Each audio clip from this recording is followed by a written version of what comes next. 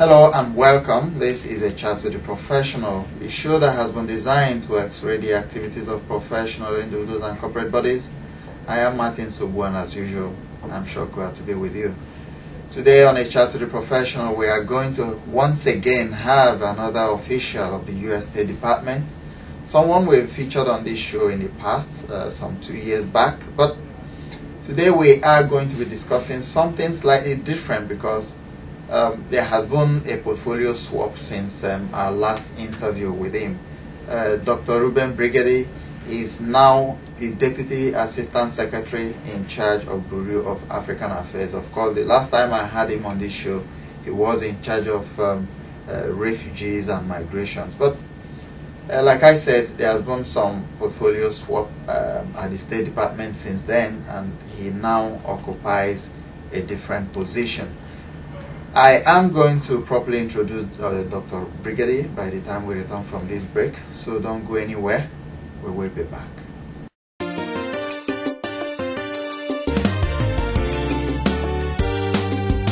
chat with a professional.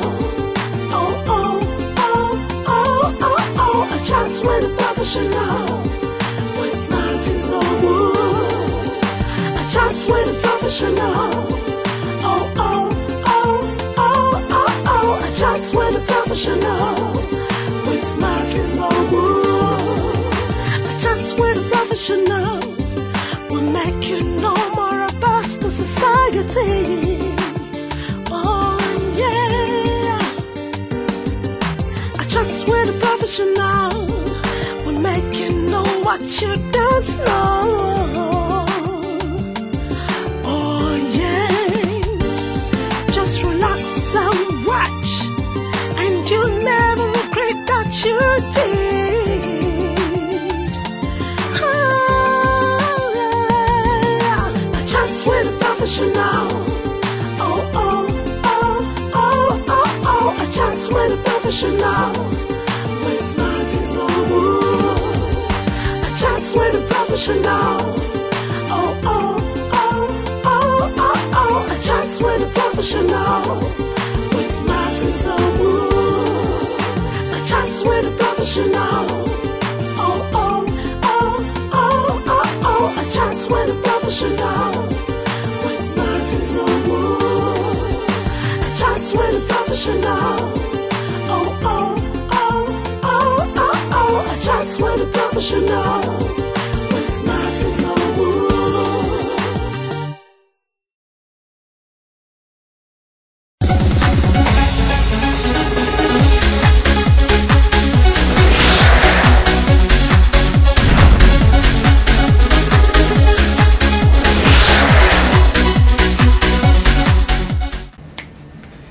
You're still watching a chat with the professional, and like I mentioned to you in my opening, today once again we have another official of the U.S. State Department. At the moment he is the Deputy Assistant Secretary in charge of Bureau of African Affairs. Of course, if you remember the last time I had him, Dr. Reuben Brigety was in charge of refugees and migrations, but there has been some sort of portfolio swap, and he is now in charge of African Affairs, and it's my pleasure now to welcome you once again to the show. Good to see you again, Mark. Yeah. Thank you very much. Your new job or your new portfolio, what does it entail? Well, I work now in the Bureau for African Affairs, Okay. and the man in charge of the entire Bureau is Ambassador Johnny Carson, who's the Okay. Assistant Secretary. Mm-hmm. He has 5 deputies. I am one of his deputies, Okay. and I am responsible for all American foreign policy in Southern Africa, which are the 10 countries south of the Democratic Republic of the Congo. Yes. And then I'm also responsible for regional and security affairs for all sub-Saharan Africa, which basically means our relationship with all the regional organizations in Africa, so ECOWAS, the African Union, SADC, etc. And then I'm also responsible for all of the political aspects of our security assistance to countries in Africa, particularly peacekeeping operations like Amazon and Somalia. Yes. Now, you want to compare this with what you were doing at the Bureau for populations, refugees, and migration? Sure. So in the State Department, we have 2 kinds of bureaus. We have regional bureaus who are responsible for all aspects of our foreign policy for a particular region of the world. like the Africa Bureau or the Bureau for European Affairs. And then we have functional bureaus, which are responsible for a particular issue all around the world, like the Bureau for Population, Refugees, and Migration, where I worked before. So in my previous responsibility, I was in charge of only refugees and migration, but for all of Africa. Okay. Now I'm in charge of the entirety of U.S. foreign policy, but only for a portion of Africa, in my case for Southern Africa. Southern Africa. Now, I'm just looking at your affinity with Southern Africa. You told me a story off camera about your father's sojourn in the Southern African region. Yes, yes. How does it make you feel, finding yourself work for the U.S. government in charge of that part of Africa? Mm-hmm. Well, the story I told you previously was that my father, when he was a young student at Morehouse College in Atlanta, where Martin Luther King went and many others, famous African Americans went, was a volunteer for Operation Crossroads Africa, and traveled to Africa in 1964 to what was then Northern Rhodesia, and was now Zambia, and was there at independence, actually. Okay. So the fact that I now have responsibility for our foreign policy in Zambia and also other countries surrounding it, some 40 years later after he was there as a young man, makes me incredibly grateful and proud. Indeed, I have a picture of him when he was a young man in Zambia on my wall that faces my desk every day when I'm doing my work at the State Department. Now, has your new portfolio, enabled you to travel to any of the southern or any part of Africa? Yes, I've traveled a great deal. My wife would tell you too much since I started in this position in November. So from November of 2011 until now, June of 2012, I've done 7 trips to the continent. Each of those trips has 4 or 5 countries associated with it when I go. Wow. I've traveled extensively through Southern Africa. I've been to every country in the region now except for Zimbabwe and Lesotho, which I plan to get to in the fall. In addition to a number of other countries in my other regional security portfolio. I've been in Nigeria in March very briefly, been to the Seychelles, to Ethiopia, Kenya, Uganda, Burundi, so a number of countries on the continent. How does it make you feel finding yourself on the soil of the African continent? Well, I have to say, it is enormously empowering and wonderful to be able to be back in Africa as an African American, helping to forge ties between our countries. I mean, there are many stories by which one becomes an African American. Some, for example, may be Nigerians that come to the United States as immigrants. My family were brought to the United States as slaves many generations ago. So to be able to rectify that rupture, as it were, to do so in the mutual interests both of the United States and countries on the continent is a wonderful thing indeed. Well, you're still watching the show, A Chat to the Professional, and of course, I'm certain you are enjoying yourself as much as I am here with Dr. Reuben Brigety, who is the Deputy Assistant Secretary in charge of Bureau of African Affairs. Of course, like he mentioned when he was trying to explain what his job entails, he did mention that he's largely focusing his responsibility on the Southern Africa. But whichever way you look at it, Dr. Brigety is an African, and he has indeed made his mark, not just as a professional, but of course a diplomat. We are now going to take a short break. Don't go anywhere. We will be back shortly. A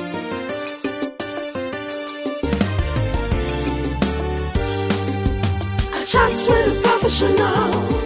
Oh, oh, oh, oh, oh, oh. A chat with a professional.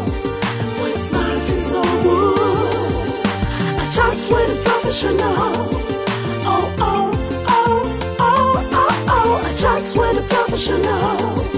With Martin's on wood. A chat with a professional will make you know more about the society. Oh, yeah.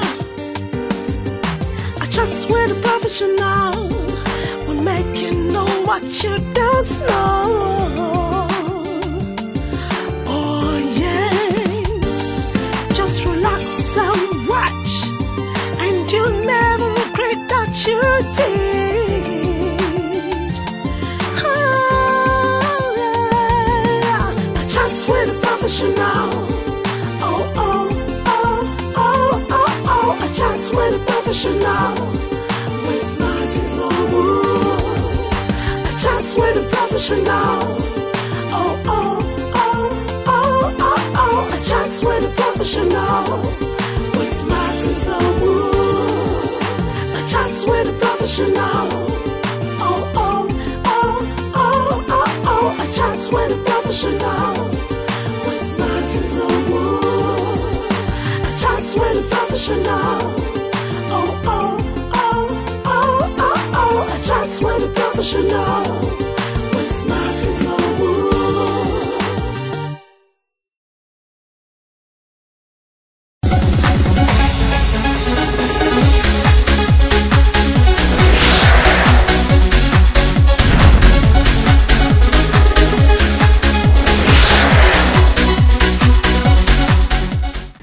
Welcome back. You're still watching A Chat with the Professional, and my guest remains the Deputy Assistant Secretary in charge of Bureau of African Affairs, focusing his attention on the Southern Africa. Dr. Reuben Brigety is one man we've featured on this show in the past, and of course, listening to him talk, you will understand that this is a young man who has passion not just for his job, but for the continent of Africa, where his ancestors migrated to US from. We have to focus right now on the way forward. Where do you see the US-African relationship in the next 10 years? Well, that's a very important question, because Africa is becoming increasingly important, not only in American foreign policy, but in the world states generally. In fact, just last week, on June 14th, President Obama issued a new strategy called the Presidential Policy Directive, or PPD, for Africa. It's the first time we've revisited our Africa policy in about 6 years. And the policy bases our Africa engagement on 4 basic pillars. The first is support for democratic governance in Africa. The second is focus on economic growth, trade, and investment. The third is preventing and responding to armed conflict. And the fourth is promoting opportunity and development. So those 4 things, led by support for democracy and democratic growth, is how we will focus our engagement in Africa, mainly because we believe that it's good governance, as President Obama said in his speech at Accra, Ghana in 2009. It's good governance that is the basis for everything else, for prosperity, for peace and security, and we need to continue to work with our African partners to ensure that all Africans can enjoy that kind of good governance. Good. Talking about democracy, you remember the last time I had you, that was in 2010, Nigeria was getting set for her general elections, which held in April 2011. I'm sure you followed that elections. What's your take on the outcome? Well, we were pleased that the elections were free and fair. We were also obviously incredibly pleased that they were free of violence.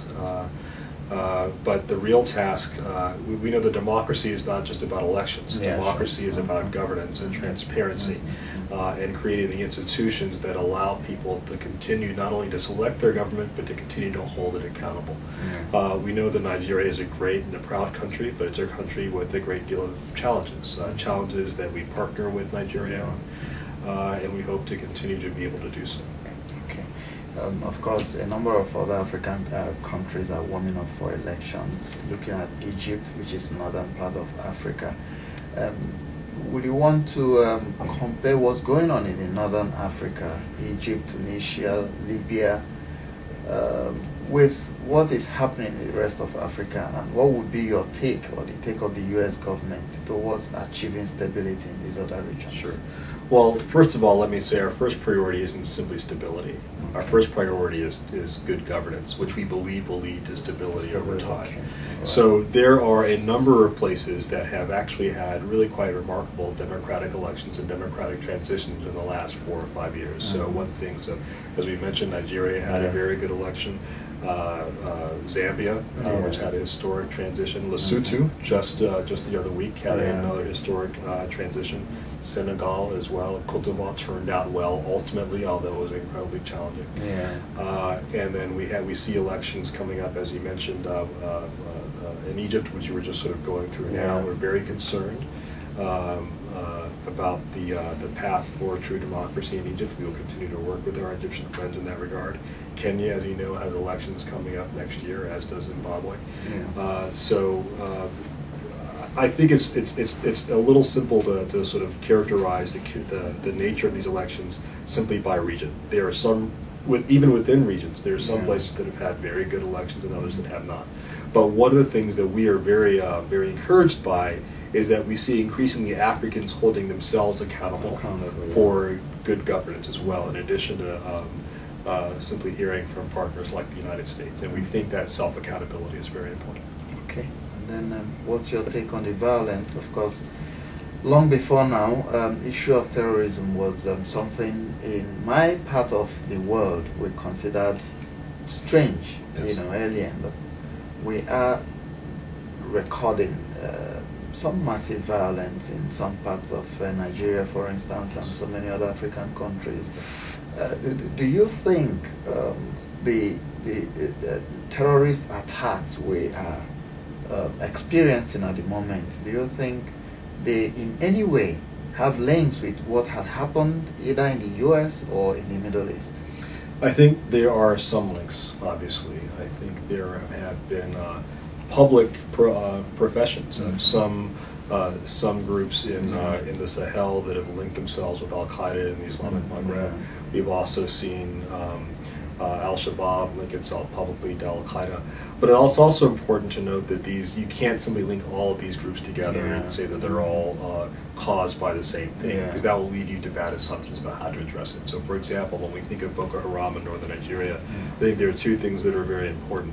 First of all, as observers, our take is that most of that violence started mainly because of the lack of feeling amongst many Northerners that their economic and other needs simply were not being addressed by the central government.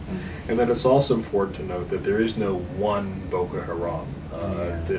There are many different groups who sort of call themselves Boko Haram or fall under the category. And it's important to have that very clear understanding, because the more you understand the nature of the threat, the more able you are to actually craft a strategy to address it. So in the case of Boko Haram, for example, clearly there are security measures that need to be taken in order to make the population safe. But ultimately, that threat will be diminished by helping to address in a political and economic process many of the underlying grievances that led to the phenomenon in the first place. All right, education now, finally, as usual. The last time we spoke, we discussed it. Of course, it's a global challenge. There seems to be some decline in not just facilities, but the overall educational development of the globe, even in the United States. I understand we're also having that challenge of youth not taking to education as was in the past. What's your advice to the youth, both in Africa and in America, especially Africans? Yes. Be they African Americans or real Africans, to ensure that, look, what we were known for in the past, which is quality education, is sort of revived, and we are measured by our level of intellect, not necessarily by the amount of money we have in our pockets. Yes.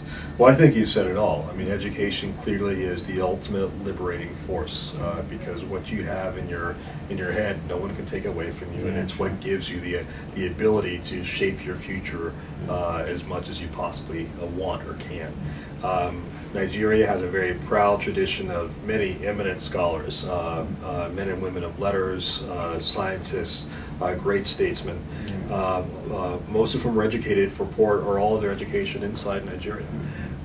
We know that the educational system in Nigeria is under strain. Many parts of our educational system in the United States is under strain. But it is one of the principal roles of any government to ensure that it is appropriately educating the next generation of its people. But the other half of that obligation is that young people have to take their education seriously. And just because you're educated doesn't mean you're not cool, doesn't mean you can't do sort of cool stuff as well. You can do both. And in fact, I think the lesson is obviously the smarter you are, the cooler you can be, because you can make choices that can be of enormous benefit to you and to other people in your life.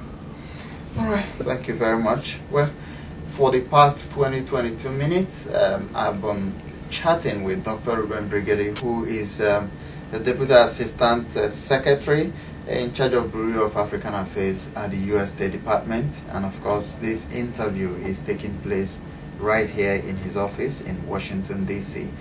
And once again, as usual, a professional handshake, Pleasure, Martin. Good which to see you. is a tradition, and always a delight to have you. We're hoping that in the near future we'll have you again, this time around to discuss some other critical issues that might eventually bring you down to Africa. Next time in Nigeria. Thank Thank you very much. All right.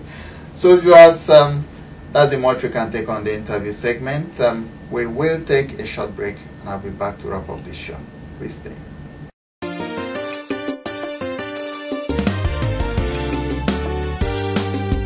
A chance with a professional. Oh, oh, oh, oh, oh, oh. A chance with a professional. When smiles is all wood. A chance with a professional. Oh, oh, oh, oh, oh, oh. A chance with a professional. When smiles is all wood. A chance with a professional will make you know more about the society. Oh yeah. A chat with a professional will make you know what you don't know. Oh yeah. Just relax and watch, and you'll never regret that you did. Oh yeah. A chat with a professional. Oh oh oh oh oh oh. A chat with a professional. When smart is all wood. A chat with a professional. Oh oh oh oh oh oh. A chat with a professional. When smart is all wood. A chat with a professional. Oh oh oh oh oh oh. A chat with a professional. When smart is all wood. A chat with a professional. Oh oh oh oh oh oh. A chat with a professional. When smart is all wood.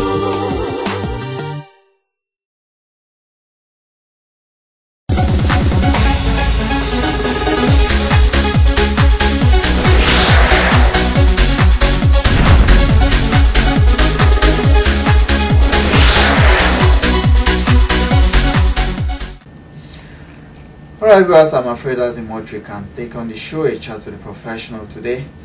I am certain you've been inspired by this young African American who is indeed doing Africa proud at the State Department. Of course, like I said in my closing with while interacting with him, I did mention that sometime soon we are going to have him back to discuss some other specific issues, of course, that might involve his coming down to Africa. And you did hear him say yes this time around in Nigeria, and very much so. We are hopeful that someday soon we will be able to achieve some of these efforts, you know, that have been put together both by the government of Nigeria and the government of the United States to achieve quality leadership in our great country Nigeria, and of course all over Africa. So till next week when I come your way, the young ones, as usual, I'm sure you must have drawn some inspiration from him, especially our brothers, the African Americans, because this show also beams to the United States via satellite, and of course, you know, we stream online as well. So we are hoping that you too have been inspired by what Dr. Brigety is doing at the State Department, so that we can have an African continent that measures with the rest of the world in terms of both intellectual and infrastructural development. So till then, it's Martin Sobu once again saying stay blessed, and I'll see you.